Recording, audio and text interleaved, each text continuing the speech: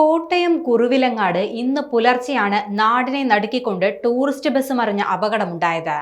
ഈ അപകടത്തിൽ കണ്ണൂർ ഇരിട്ടി സ്വദേശിനിയായ സിന്ധു എന്ന 45-കാരിക്ക് ജീവൻ നഷ്ടമാവുകയും ചെയ്തു. അപകടത്തിൽ 49 പേർക്കാണ് പരിക്കേറ്റത്. ഇവരിൽ പലരുടെയും നില ഗുരുതരമായി തുടരുകയാണ്. കണ്ണൂരിലെ ഇരിട്ടിയിൽ നിന്നും വിനോദയാത്രയ്ക്ക് പോയ സംഘമായിരുന്നു ബസ്സിലുണ്ടായിരുന്നത്. ഇവർ തിരുവനന്തപുരം, കന്യാകുമാരി എന്നിവിടങ്ങളിൽ യാത്ര കഴിഞ്ഞ് മടങ്ങി വരുന്ന വഴിയാണ് അപകടമുണ്ടാകുന്നത്. 2 ഡ്രൈവർമാരടക്കം 49 പേരായിരുന്നു വാഹനത്തിലുണ്ടായിരുന്നത്. ഇവർക്കെല്ലാം പരിക്കേറ്റിട്ടുണ്ട്. കുറുവിലങ്ങാട് ഇറക്കത്തിൽ നിയന്ത്രണം വിട്ട ബസ് തലകീഴായി മറിയുകയായിരുന്നു. ഡ്രൈവർ ഉറങ്ങിപ്പോയതാകാം അപകടമുണ്ടാകുന്നതിന് കാരണമായതെന്നാണ് പ്രാഥമിക നിഗമനം.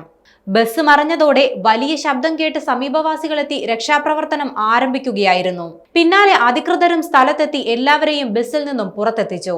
ഗുരുതരമായി പരിക്കേറ്റവരെ കോട്ടയം മെഡിക്കൽ കോളേജ് ആശുപത്രിയിലും മറ്റുള്ളവരെ മോനിപ്പിള്ളിയിലെ സ്വകാര്യ ആശുപത്രിയിലേക്കും ഉടൻ തന്നെ മാറ്റി. അപകടത്തിൽ മരിച്ച സിന്ധുവിന്റെ പോസ്റ്റ്മോർട്ടം നടപടികൾ കോട്ടയം മെഡിക്കൽ കോളേജ് ആശുപത്രിയിൽ പൂർത്തിയാക്കി ഇന്ന് തന്നെ മൃതദേഹം നാട്ടിലെത്തിക്കും. സംസ്കാര ചടങ്ങുകൾ നാളെ നടക്കുമെന്നാണ് വിവരം. ഇരിട്ടി സ്വദേശിയായ പ്രബീഷിന്റെ ഭാര്യയാണ് മരിച്ച സിന്ധു. സിദ്ധാർത്ഥ്, അഥർവ് എന്നിവരാണ് മക്കൾ.